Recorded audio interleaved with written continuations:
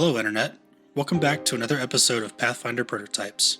This week's episode, Thor, God of Thunder from Marvel's Avengers. Thor is the first son of Odin, king of the Norse gods. Being a hot-headed young prince and the favorite son of Odin, naturally the status goes to his head. One day, his hubris leads him to disaster and he is cast out of Asgard to reflect on his actions. He has to adjust to life on modern-day Midgard and come to terms with the fact that his royalty and godhood do him no good.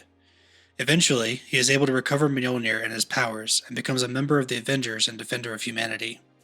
This build would be for Thor as he has an Avengers endgame after acquiring Stormbringer. There's a lot to cover here, so let's get started. To start, this build will use the human ancestry with the Aasimar heritage, since Thor is literally a god. For our background, we will take the royalty background, but since this is a rare background, be sure to confer with your GM. If your GM doesn't allow rare backgrounds, Noble is a decent common substitution. Our class will be Magus with the Inexorable Iron Hybrid Study. If you would rather play Thor before endgame, when he still uses Mjolnir, you could simply swap your Hybrid Study to Laughing Shadow and make a few feat substitutions along the way. Leave us a comment if you'd like to see a full Mjolnir build. Anyway, our starting ability scores will be 18 Strength, 12 Dexterity, 10 Constitution, 14 Intelligence, 10 Wisdom, and 14 Charisma. We'll make sure to pick up a breastplate as part of our starting equipment to make up for our low dexterity. For starting skill proficiencies, I chose Acrobatics, Athletics, Diplomacy, and Occultism. I would say that Acrobatics and Athletics are the only necessary pickups here. Feel free to customize as you see fit. For our Ancestry feat, we'll take Haughty Obstinacy for the extra mental defenses. At level 2, we'll take Expansive Spell Strike to allow us to spell strike with more types of spells instead of just spells with attack rules.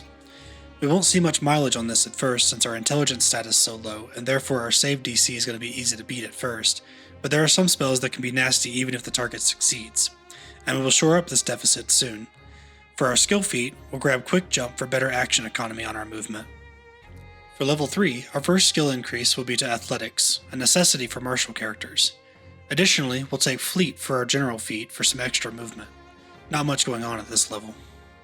At level 4, we'll take the Devastating Spell Strike class feat, which allows us to deal splash damage to enemies adjacent to our target as long as we are in Arcane Cascade stance. We'll also grab Powerful Leap for our skill feat to let us jump farther and higher in a single action. For our first set of ability boosts at level 5, we'll take Strength, Dexterity, Constitution, and Intelligence. We'll grab an increase to our Acrobatics skill, and we gain an additional Trained skill from our Intelligence boost. Our Ancestry feat will be Celestial Resistance, for resistance to our choice of one of the energy damage types. Electricity makes the most sense here, but feel free to pick whichever one you want. Additionally, our Reflex saves and weapon proficiencies increase to Expert. At level 6, we'll pick up the Attack of Opportunity feat so we can have a reaction that increases our damage potential as well as the chance to disrupt enemy actions, and the Titan Wrestler skill feat in order to be able to take on some of the larger alien threats. At 7th level, we'll bump our Athletics skill to Master and pick up the Incredible Initiative skill feat. Our Wisdom is still quite low, so having a small boost to our Initiative will come in handy. We also gain the Studious Spells class feature, which gives us 2 second level spell slots that we can use to prepare some extra utility spells based on our Hybrid Study. None of these spells really fit the flavor of Thor, but who's to say he didn't borrow something from Ant-Man, allowing him to cast Enlarge. Weapon Specialization grants us some bonus flat damage on our weapon strikes based on our proficiency. Level 8 gives us Spell Swipe, allowing us to spend 3 actions on our Spell Strike instead of 2 to make 2 spell strikes against 2 adjacent enemies at the same multiple attack penalty, and without expending an extra spell slot. This is amazing action economy. And since we are using a 2-handed axe with the Sweep trait, we actually get a bonus to our attack roll on the second target. We'll also pick up the Catfall skill feat here so we don't destroy our knees on those superhero landings. At 9th level, we will boost our Acrobatics skill again and pick up the Divine Countermeasures Ancestry feat, which grants us a +1 to saving throws against divine effects. This can be fairly situational, so if you aren't facing a lot of divine creatures or spellcasters, feel free to substitute another feat here. Clever Improviser is always a good choice. Additionally, our Perception and Spell DCs increase to Expert, and our Will saves increase to Master. Our boosts at 10th level will be to Strength, Constitution, Intelligence, and Wisdom. We pick up another Trained skill from our Intelligence boost here. For our class feat, we'll grab Rapid Recharge for a free action Spell Strike recharge once per day. Magus action economy tends to get out of hand, so anything we can do to make our lives easier is appreciated. We'll grab the Kip Up skill feat here as well because it's one of those feats that's just too good not to take as early as possible. Our level 10 is all about improving action economy. At level 11, we'll increase our diplomacy skill to expert, but this one is purely based on your preference.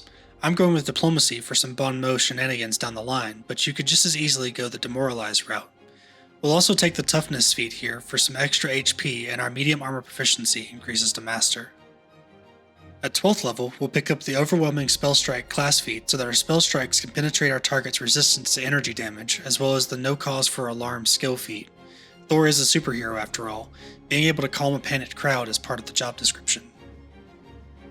At level 13, we'll bump diplomacy again to prepare for future feats, and we'll grab bounce back from our ancestry to be able to shrug off the wounded condition once per day.